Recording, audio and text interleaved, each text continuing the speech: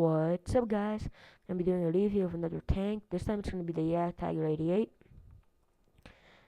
and so here we go. So Jgtiger8, if you want to buy it right now, as I'm showing this, that it is 10,000 gold. If you buy it during the sale right now, it is 8,500. So it's a big bargain for your buck. It's almost like a super power thing, only a tiny bit more, which is relatively good. And also the pros of the tank. It has a very strong superstructure, as in the top of the tank, not the old Glacius. It has enormous amounts of armor, so if you angle it, you're going to be bouncing all day at that angle, or you can go straight on. The gun itself is relatively good. It does 203 penetration with 240 damage, fires 11.11 rounds a minute, which is about every 5 seconds, and the accuracy is .31, which is really good at any tier. This actually is really good. The ability to go hard down is really good in this tank, since you can cover the low Glacius, and if you can only shoot the top of the tank, you are golden. Nothing will be able to penetrate this amount, especially the mantlet. Enormously good armor from the front, not the sides, obviously it's a TD. The aiming time of the gun itself is 2 seconds, which is really good compared to other tanks of tier 8. The view range is 390 meters, which would get you a long ways away. Most tier 8s won't be able to, say, like the Acersstudios, 350, so it has 40 more meters of view range. It has special matchmaking, as in it can't get into tier 10 battles. It can only see tier 9s at a maximum. The hit points of the tier 8 are relatively good compared to others, such as the T28 Proto, 1150, but the Jgtiger, 1300, relatively good for its tier. The tracks can absorb damage and they can eat your shots, in a sense. It can engage more than one target if they're all in one straight line, like as in Himmelsdorf. If it's on Tank Alley, you can hold up a whole position like that. And the shells itself of the gun are only 252 per shot, which is relatively good. The cons of the tank: the traverse speed of 22 degrees a second is below average to average of its tier. If it is tracked while going full speed of like 20 kilometers an hour, which is the speed limit itself, is really bad, and the acceleration. But if it gets tracked while going at its full speed, especially downhill, it will turn 90 degrees, exposing your side. So you kind of have to have a small repair kit, at least, in case that happens. Since it has such low alpha damage, things like the IS-3 can peek out, push shot, and go back in, and then you're kind of screwed. If you hit the roll creases, you're gonna penetrate, so that's a big weak spot. Plus the engine is like right there, right behind here. If you hit it, it's gonna catch on fire. A good chance of it, at least. Side armor and back armor, 80 and 80, which isn't that good. You can bounce, but most tanks at tier 8 or tier 9 will have no trouble penetrating you quite easily. The shape of the tank itself is really big. It's really tall and wide, so it makes itself a big target for artillery. This is a con and a pro.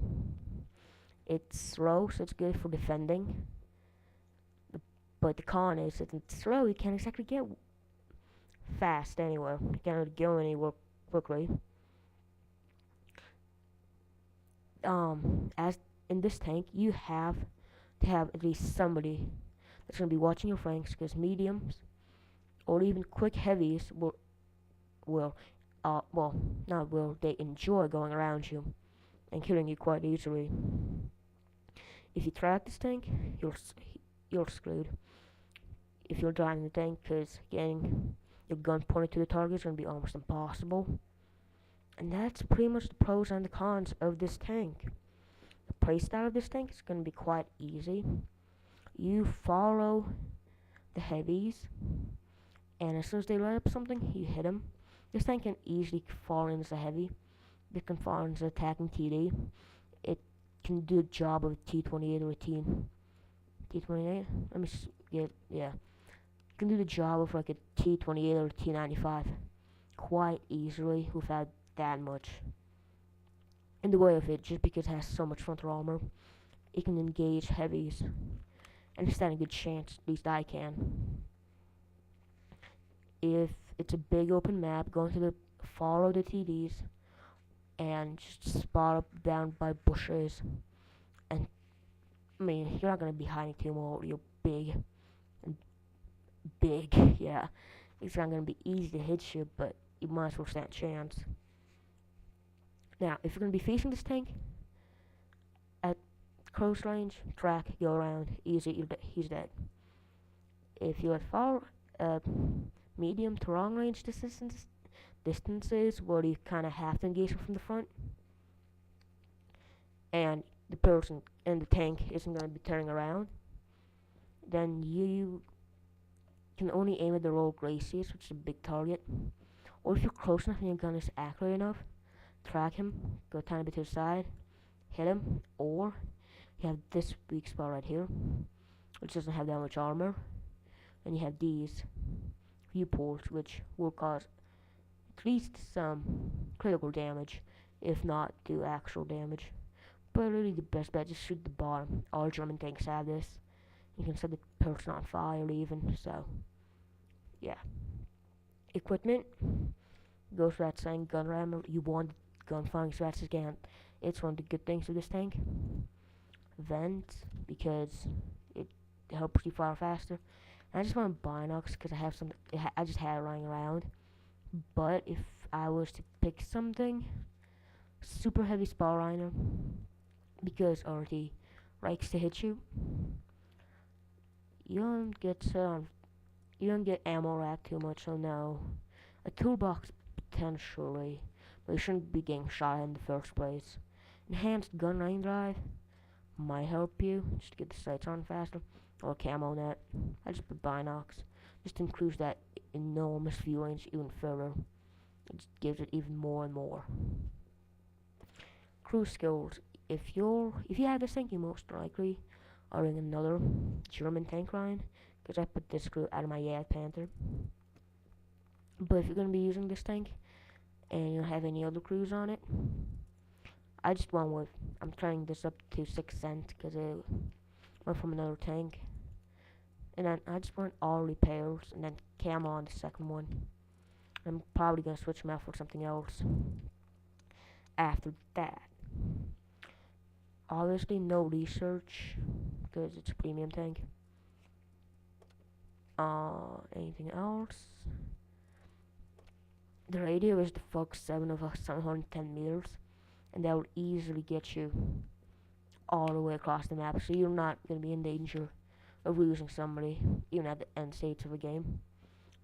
The suspension needs to be worked on, 20 degrees a second. Not that good, but it's a premium, so. The gun, 700, I want that to be like 800 or 900 to at least have this thing have some get up. Obviously no turret, and the gun we already talked about. Souls loadout. I have 18 Premi souls just because if I'm going to be finding a tier 9 that's heavily armored like a T95, I just want that in case. 5 heat or high explosives, not heat, sorry, just for if I need to interrupt the base cap, and everything else on the peel thing. The regular consumables, obviously, And that seems to be pretty much it. If you guys enjoyed this video, please make sure to like, subscribe, and comment down below. It really means a lot to me. It only takes a second. If you like, and if you're a total boss, make sure to subscribe. Hope everybody has a nice day.